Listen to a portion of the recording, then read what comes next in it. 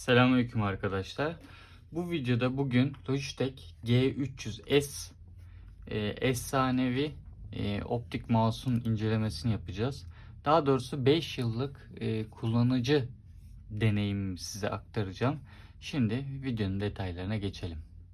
Evet arkadaşlar, Logitech G300S 5 yıllık bir kullanıcı olarak benim hayatımda bugüne kadar kullandığım en iyi mouse'lardan bir tanesi. Özellikle oyun oynayan biri olarak söylüyorum bunu. Ve günün neredeyse yaklaşık 14 saati, 15 saati bilgisayarda geçen biri olarak bunu söylüyorum.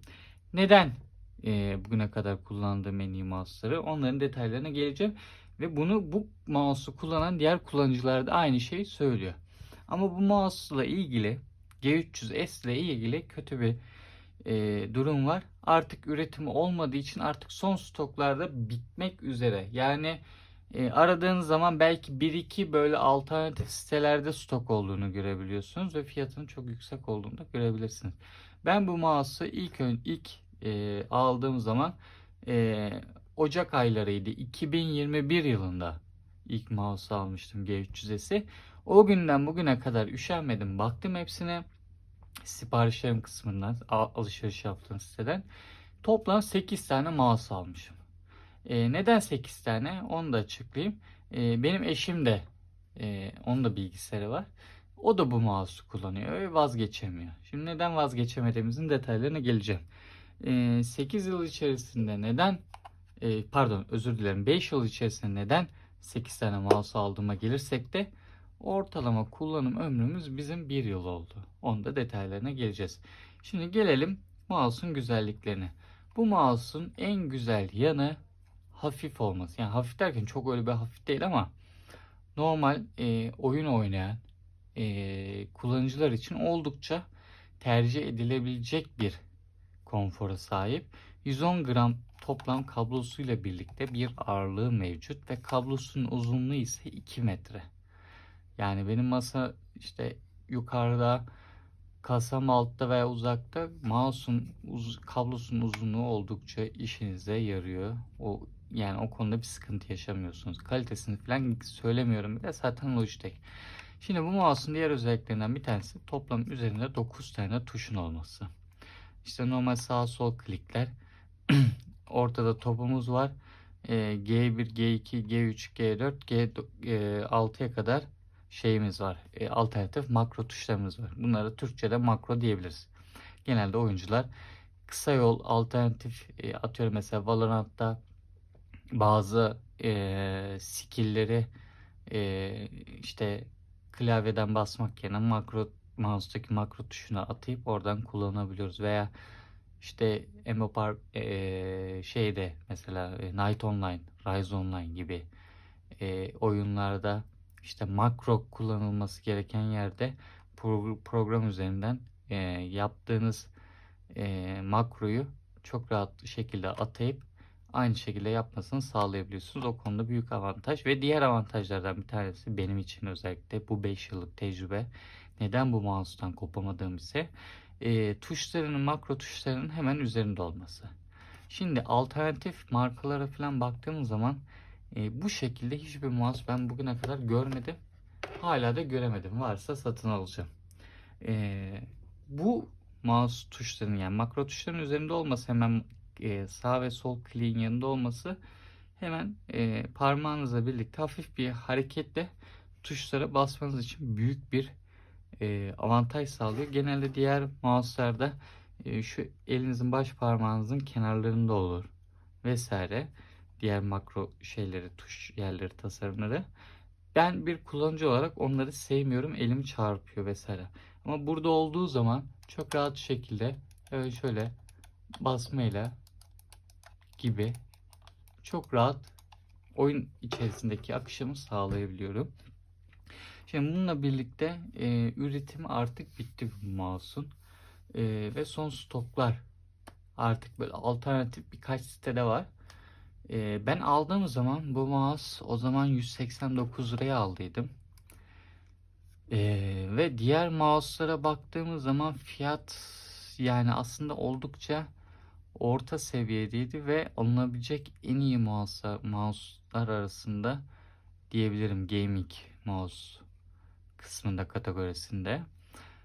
Şu an olsa mesela 1500-1600 fiyat yazanlar var.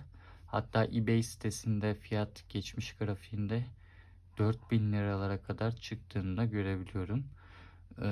Yani bu mouse artık stok olmadığı için o fiyatlar çıkmış olabilir ama yani şu an aktif satışı olsa 1500 liraya kadar alınabilecek bir en iyi mouse'lar arasına girerdi yine.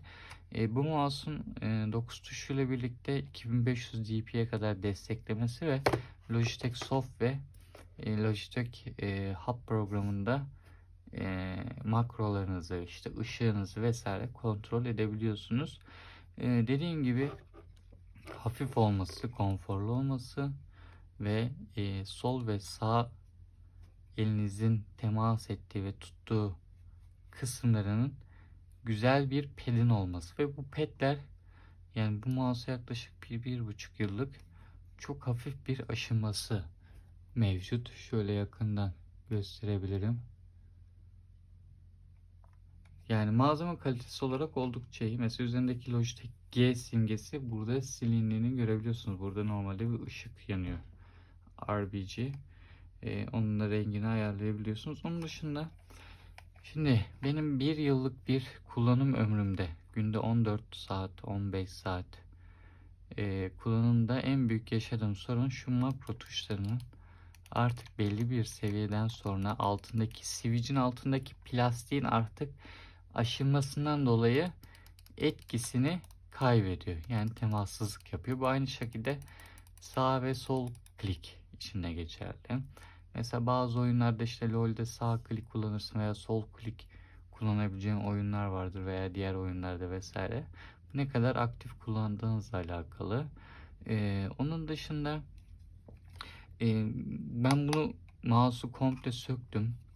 Artık stok bulamadığım için. Mesela benim G6 tuşum en çok kullandığım bir oyunda tuşlardan bir tanesidir. Buradaki arızalı switch kaldırıp şuradaki sağlam switch'i alıp buraya lehimledim. Çok rahat bir şekilde. Switch'ler hepsi aynı. 2 tane lehim tutuyor zaten. Uçlarını oldukça basit. Bu şekilde buraya sağlam switch takarak kullanmaya devam edebiliyorum. Bura mesela benim kullanmadığım bir yer olduğu için böyle bir alternatif ürettim ve kenarda tutuyorum. Şu an G400 serisine geçiş yaptım ama hala dediğim gibi şu tuşların üstte olan bir model denk gelemediğim için bir türlü alışamadım diyebilirim. Benim eşim de kullanıyor. Aynı şekilde o da bu mouse için aynı alışkanlığı yaşadı. Bu tuşların kolaylığı bizim için büyük bir avantaj. Özellikle 5 yıllık gerçek bir kullanıcı ve oyun sever deneyim olarak söylerim. Yani burada ürünü alıp kutu açılışı yapıp işte bir iki kere kullanıp bir inceleme videosu değil. Burada gerçekten 5 yıllık bir kullanıcı deneyimini size aktarıyorum arkadaşlar. Yani bu mouse'un üretiminin devam etmesini isterdim ve alternatif yine makro tuşların üzerinde olabileceği aynı bu şekilde bir tasarımda devam etmesini isterdim ama ne yazık ki öyle bir alternatif seçeneğimiz yok. G300S modeli ise böyle bir şekilde kullananların ilk söylediği kelimelerden biri, dünyanın en iyi mouse'larından bir tanesi yorumunu rahatlıkla yapabiliyor. Onu yani problem yaşanacak belki hani üretimden kaynaklı teknik bir arıza vesaire olumsuz tecrübe yaşamış olanlar vardır ama onun dışında normal ergonomik tasarımla birlikte mouse'un kendi özellikleriyle bu mouse'u sevmeyecek bir kullanıcı gerçekten tanımıyorum. Buraya kadar izlediğiniz için teşekkür ederim. Bir sonraki videoda görüşmek üzere arkadaşlar.